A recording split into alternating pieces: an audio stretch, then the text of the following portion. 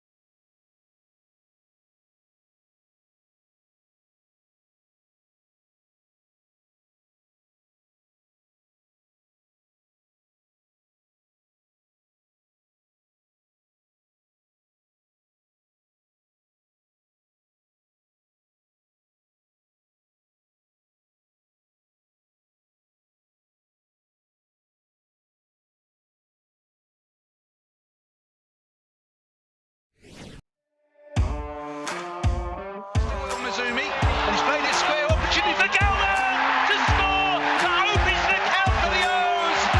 Oh, he enjoyed that one. From the Mariners supporters, blows his whistle, George Moncur steps up and scores! Bottom corner of the net, the goalkeeper was very close, and it's George. He lets in a low cross, and a Smyth turn in, and Leyton Orient are back on level terms. He'll come to James, he shoots, oh, and a goal from Tom James. That was a volley, and that was right. It's a low cross, it's an inviting cross, and it's been turned in by Theo Archibald, and he celebrates in front of the travelling faithful.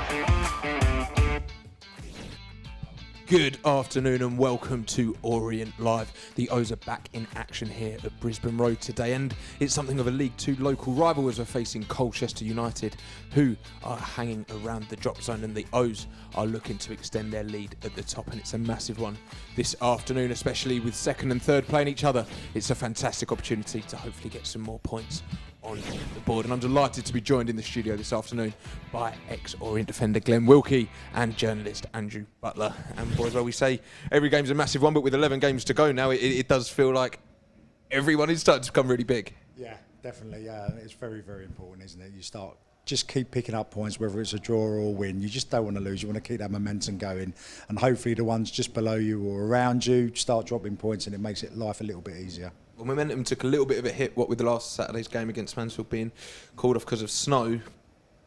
Maybe a week to get everyone rested, and it could work both ways, maybe. Yeah, I think we had this situation either last season or a bit earlier this season where we had a game called off, and to be fair, we came back and looked a little bit rusty after that. So hopefully the break has got everyone fit and raring to go for the last 11 games of the season. But that's something just we should be wary of right from the off.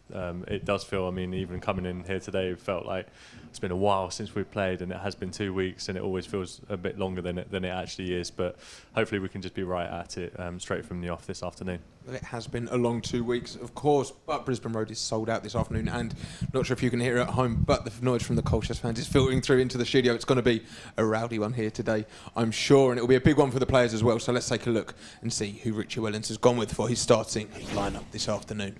In goal for the O's is the safe pair of hands, is number 22, Lawrence Vigouroux. We've got our unchanged back four from that Swindon 1-1 of Tom James, Omar Beckles, Ed Turns and Jaden Sweeney. The captain, Darren Pratley, returns to the side this afternoon, replacing Craig Clay, and Idris El Mazouni joins him along there as well. Replacing Kieran Sadlier is George Moncur, and alongside him is Ruel Satiru and Paul Smyth, who also returns fresh off winning his Player of the Year award from the EFL. And leading the line, also returning, is Aaron Drynan. So there is how the O's are lining up this afternoon. And on the bench for the O's is Roose Byrne, Shadrach Oji, Adam Thompson, Craig Clay, Jordan Brown returns from his injury, Charlie Kelman and Kieran Sadlier. So a handful of changes there, Glenn, and some maybe unsurprising ones, but a positive one seeing Paul Smyth back in and amongst the team. Oh, yeah, brilliant. And his confidence must be so high after this week with the award he won at the London Football Awards. We've changed the team, and it's not like previous seasons where you lose a big player, whether it's through injury or suspension, and you're looking at your bench and you're thinking, oh, they'll do a job, but they're not going to have an impact on the game. Our bench is strong. We've recruited really well in the winter transfer window, and we had a good squad at the start of the season. So when players are out of form or they're struggling with an injury, the players to come in, they'll come in slotting and do a really good job. Look at the players who have come in today. It's like, yeah, they'll do a job. You've got Paul Smyth coming back in. You've got Moncur coming back in against these previous clubs, so he'll have a point to prove as well. So I think we've got a very, very strong squad, which we know we have because we're top of the league. And it's interesting because you look from that Swindon game and the few games before that as well, where that three behind the striker was sadly a Sotiriou and Theo Archibald. Theo missing with a knock, of course, but they were electric, and sadly has dropped to the bench. But as Glenn says, it doesn't. You've got such quality waiting in the wings. Yeah, and it's so pleasing to be able to put out a team like this with 11 games to go in the season. I mean, we're obviously, and you know, it goes without saying that we're in such a strong position to where we want to be towards the end of the season. But to be able to put out a team like this, you know, is close to the strongest 11, but at the same time, like you say, Sadlier, who's been close to not faultless, but like he's been superb since he's joined the club. Him dropping to the bench and without any Theo as well in there, you look at the team and you go, that's that really should be enough for the win this afternoon. And Paul Smyth coming into the team, it's been a while since he's started a game. For that last burst of the season, is really, really good to have him back. Come on to Paul Smyth shortly, but Ruel Sotiriou keeping his spot, and as we say, sadly has maybe gotten more of the plaudits, but Ruel Sotiriou's been playing very well, and for him to keep his spot, and Richie's shown his faith in him there. Yeah, like last year when he towards the end of the season he came on strong, he scored all them goals, got himself a new contract.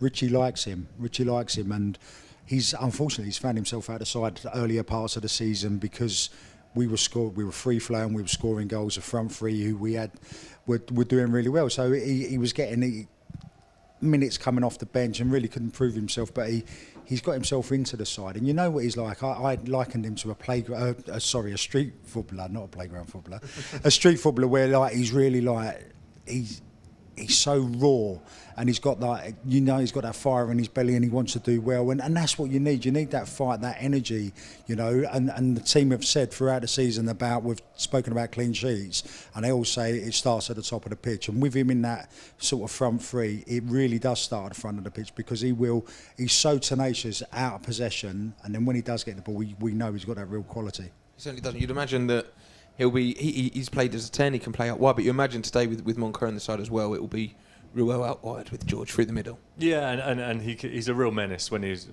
really at it, and hopefully he can have that sort of a game again today. It feels like he's always Colchester's a sort of club. Obviously, he's come through the academy, so he knows that it's a local derby. He scored that wonderful goal against them away last season too, and I think it's important that we have players like him and Jaden Sweeney, and players and Craig Clay, and players who have experienced promotion with this club and knows how much it means to those sort of players. And hopefully, the wider picture is obviously beyond this game, but hopefully for players like him who didn't feature in that National League campaign as much as he obviously has since he's broken through into the first team much more.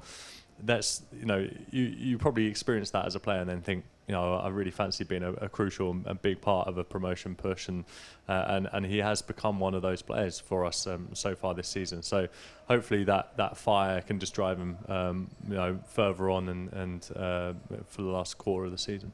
Let's focus on the Magic Man then, Glenn. EFL Player of the Year at the London Football Awards. Potentially our Player of the Season. It will be a tough call to make, but he's a special little man, and if we take a look at some of his goals, hopefully he can reproduce some of this afternoon. Yeah, the plaudits he got during the week, he's won the award at the London Football Awards. The thing that I love about him is him. No, he gets the ball. He scores from outside the box. He's got a wonderful strike on him, powerful strike. He's a great dribbler, as we're seeing here on the screen. He's got such a low centre of gravity. He jumps up. He's up on his feet. He's like a gymnast. And he just he finishes with his right foot, his left foot. He's acrobatic. We know that from his goal celebrations. And this just proves that, wow, it's like, for me, that's probably my second favourite goal this season, because one of his others is my first favourite. But he's unreal, and what he does, he makes the opposition and he makes their defenders guess all the time, because he'll go on the left, he'll go on the right. He's so unpredictable to play against, and other teams, when he was out of the squad, other teams, they were breathing a huge sigh of relief when he wasn't in the team, because they know what a major player he is, and he is, for me, he's the best player in this division by far. Some of the Colchester players will have probably seen a few of these goals in the analysis, and they'll be scared, Andrew.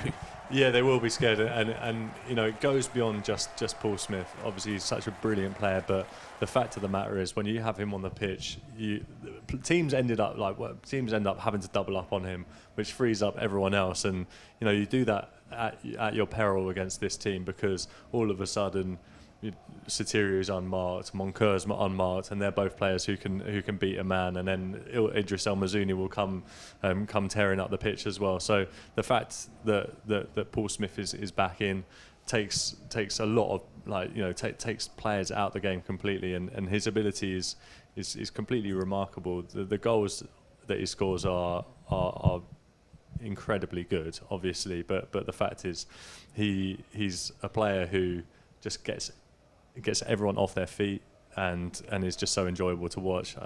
Watching back to some of those goals from earlier in the season, I can't believe they've all been from this season, because some of them feel like they've been a while ago, but they're kind of already in my head as YouTube highlights. We'll be going back years down the line and watching those compilations, because his year's been brilliant. Just one thing about Paul Smyth. When earlier in this season, when he was scoring in wonderful goals and we were winning the game by the odd goal, and we wasn't playing that well as a team, and everyone was saying, wait till we click and we gel and we start, that we're gonna batter teams and we're gonna do this. I felt at that period of time, because we had Paul Smyth in the form he was in, and he was a superstar, the rest of the team almost felt like, give him the ball, he'll get us out of jail, he'll get us out of trouble when we need something special. But then when he got injured and he come out of the side, everyone else had to step up a bit, and they really did. And then the goals were shared around and the chances were shared around. So him coming out of the side had a real impact as well, I thought, on how we played as a team. And I think if you take that on to where we're at now as a team, you see the players that, while he's been out the team, that have stepped up. The fact that of when Idris El Mazouni scored that wonderful goal to win the game 1-0, was it against Crawley, and George Moncoeur's goal against AFC Wimbledon, all these players stepping up, because you go, Smith's not in the team, so it needs a moment to break the game, and players have stepped up, and you just hope that they don't revert back to kind of going, give Paul Smyth the ball and we'll do the rest. We'll just wait back in our own half, let him do the work. Every player to play with a great deal of freedom and really want to contribute towards the team. It's interesting though, because he hasn't had plenty of minutes this year, really. He's had a few 15-20 minutes off the bench in spells, but as Andrew says, we've almost a slightly different side to when he was scoring these wonder goals. So how do you think he'll find it coming back in, starting his first game in a while, and coming back into the side? It might be a bit tricky. No, he'll be absolutely buzzing. It was St Patrick's Day yesterday. I don't think he had any Guinness, I wouldn't have thought so. But obviously getting the award in the week, his confidence is going to be sky high. All the messages he's probably had on social media, text messages from family, friends, he'll be buzzing, and he'll be literally chomping at the bit to get out there, especially against Colchester as well. Their support, he'll want to shut their supporters up. I know there's 1,000 or so here today and they're noisy. He can't wait to get out there. I just hope the way we play, we get him the ball early in space so he can then get running forward with the ball at his feet, because that's when the opposition, no matter who the team is, are banging trouble when he's got the ball and he's facing their goal. Well, hopefully he can add to his impressive goal compilation already. But let's look at some of the midfield and defence here, because it's obviously a very key part. And Darren Prattley coming into that middle of the park, he's been out for a few games as well. But Craig Clay's done a fantastic job in his absence. But it's always good to see your captain back in. Yeah, totally. And I think it probably speaks to a similar kind of point that we were making about Paul Smyth when Prattley wasn't in the team, then Craig Clay stepped up and did exactly the sort of job that you want him to do. He was brilliant when he was in the team. Pretty much did barely anything wrong, and that's sort of like what you want from a player who's stepping in. But having Pratley back in, like I said right at the start of the show, this is close to full strength, or the best 11 that you might want to pick, and then it feels a bit unfair because you see that Sadlier and Theo Archibald are not in that 11, and neither is Jordan Brown, who's been fantastic for us. But we've just got a really, really deep squad. But Darren Pratley coming back in for us is big. We've said a lot about his role in the team next to Idris El Mazouni throughout this season, that having Pratley in there frees up Idris to do everything that he wants to do, because he's such a talented player, that Pratley being in there just gives him a little bit more freedom to get forward. I'll tell you what I love about Pratley. Not only is he great with the youngsters around him, talking them through the game and helping them with his experience, but it's his experience in dictating the tempo of the game, which is really sometimes is quite difficult to see. When the game's a bit frantic and we're giving the ball away and we're misplacing passes, he's very, very a calming influence on the rest of the squad, calming them down, getting them settled, getting them back. When the game's a bit slow and we need to get a bit of fire in our belly, he's there, he's sort of barking orders out, he's pushing us forward, getting us tight to people. So he almost dictates the play with his experience and what he does off the ball rather than what he does on the ball. Oh, it's certainly a big one for all of the players this afternoon, and of course you can join us for every second of the action as well. We're bringing it here to you on Orient Live, and UK fans, you can pick up an audio pass to listen along with our match coverage team, or international fans, you can pick up a match streaming pass to watch along. And don't forget, next weekend is another big one against relegation candidates at Hartlepool, and that one is an international break, which will be available for all fans worldwide to stream, and Mr. Glenn Wilkie will be sat in the hot seat here hosting the show, so make sure you don't miss that one. That'll be the main event. But now let's hear the pre-match thoughts of Richie Wellens.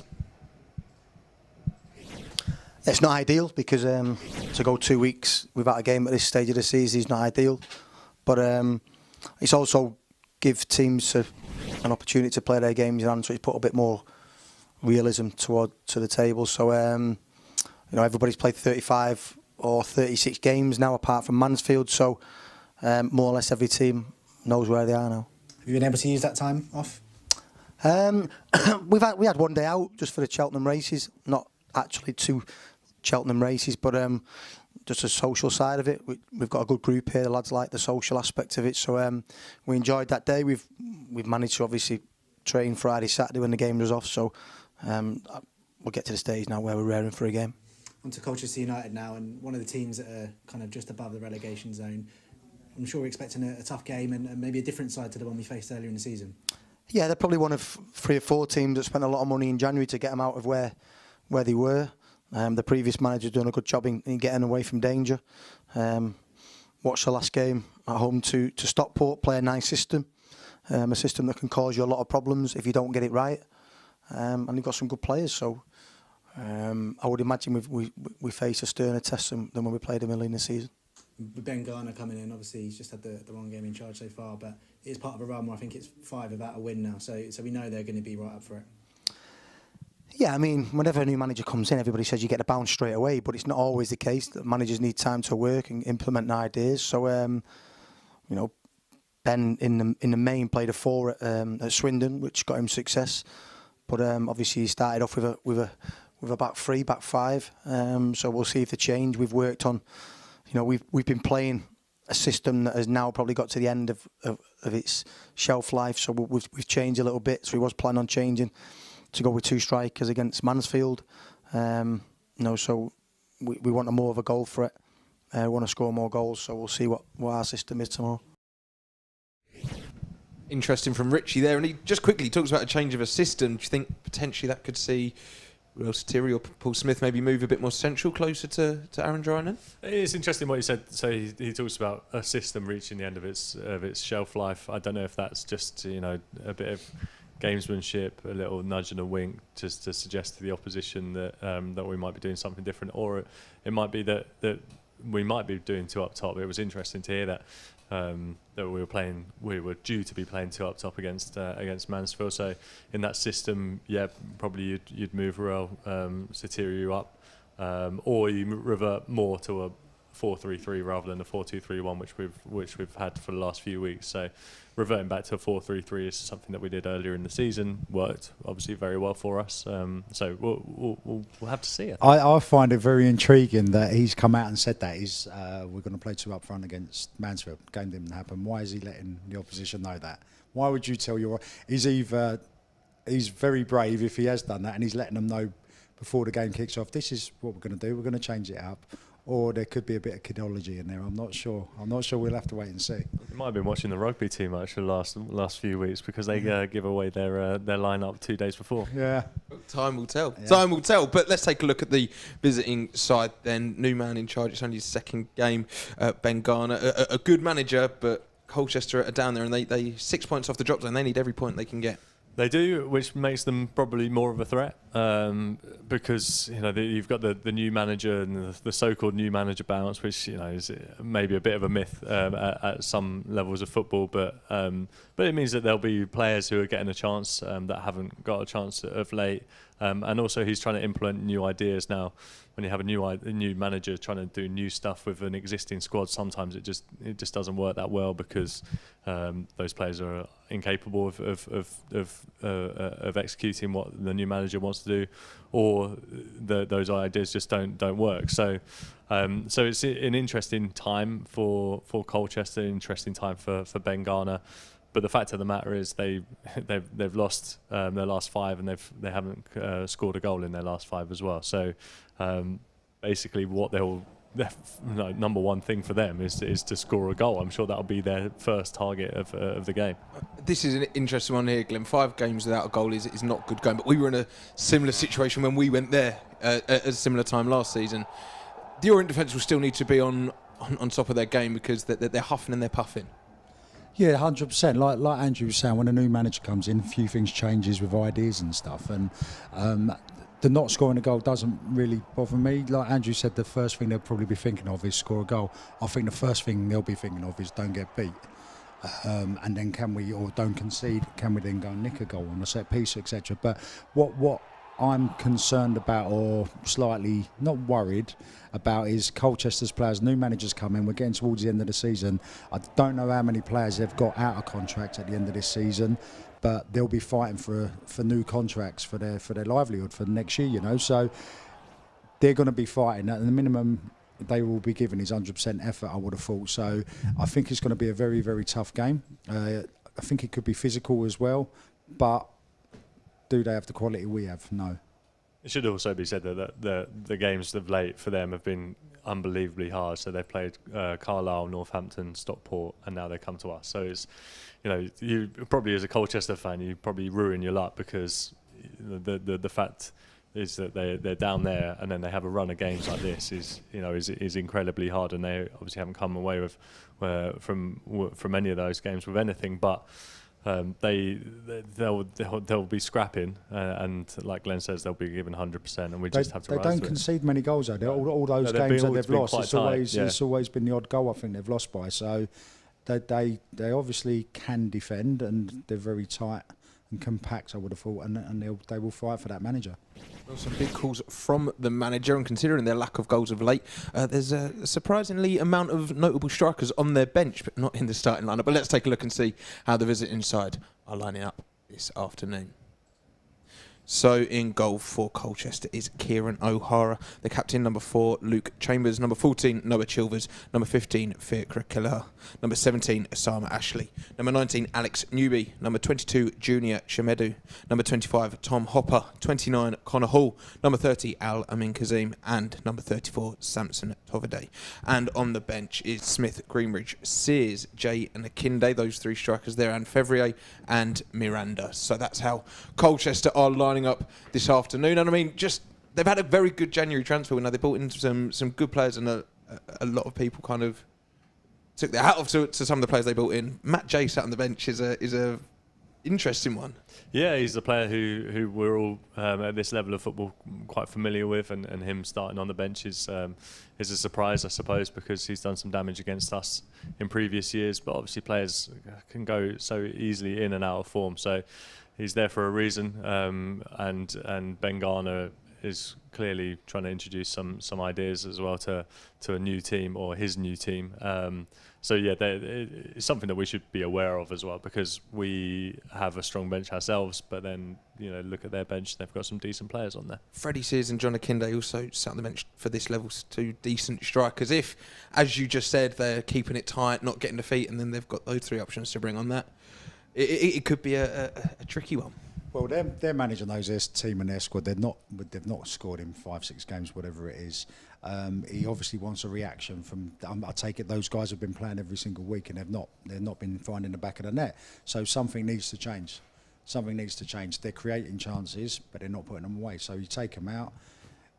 Basically, you're giving them a little bit of a kick out the backside. You're giving the other lads who have not been playing a start. If it doesn't work out, you've got good quality, and hopefully you'll get a reaction coming off the bench. But I think if we go a couple of goals ahead, we'll see them players come off the bench a lot quicker than if it's pretty tight, because I think they would be delighted with coming away from here with a point. And in terms of the players that are on the pitch, is there anyone that worries you in a sense of danger from Colchester's perspective? No, only Noah Chilvers is a player who again is known around this level of football. But really, you look at their team and the turnover of their squad, pretty much season on season, is seemingly quite high there. And I remember, when we've had periods at this club when the entire team turns over season on season, and it's something that seldom works. Whereas for us, we've been quite fortunate, I suppose, that this season we managed to hold on to some of our key players and keep hold of them as well. And the consistency for us has been the key and the key to the success of it.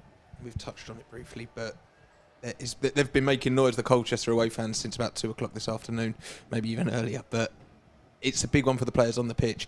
They're going to create an atmosphere that will really drive those players on, and hopefully not. I don't even want to say it. They're not going to intimidate us, but it will create a bit of an atmosphere. No, it's brilliant. That's what you want to do as a player who's playing in front of sort of noisy big crowds, and the fact that it is almost a bit of a derby. They're just up the A12 there. They're full house for the away allocation, and they will be noisy, but as a player, as a home player, you've got 9,000 in the stadium. You've probably got 7,500, 8,000 of your own supporters in here who will equally make a noise. They will sort of, the away team will drum them up, and it'll be a great atmosphere. It's been raining, it's going to be slick. I just worry that there's going to be an early red card. Well, you say, you say it's going to be slick. Pitch looking a little bit boggy in areas. It has been heavy rainfall, a sold out crowd, a scrappy team fighting for their life. This has got all the markings of a nasty game. Hopefully no reds though. Ollie, you say that. I mean, some other pundits will be fuming that we've just seen Idris El Mazouni shake Luke James's hand. That Ipswich connection there in the tunnel. Is it too friendly, too polite? No. Hopefully he squeezed it. I think the pitch look a little bit bare, but we've dealt with a lot worse down the years. Well, it is time for kick-off, and the atmosphere is ramping up here in E10. So it's time to hand over to our match commentary team of Dave Victor and Matt Hiscock.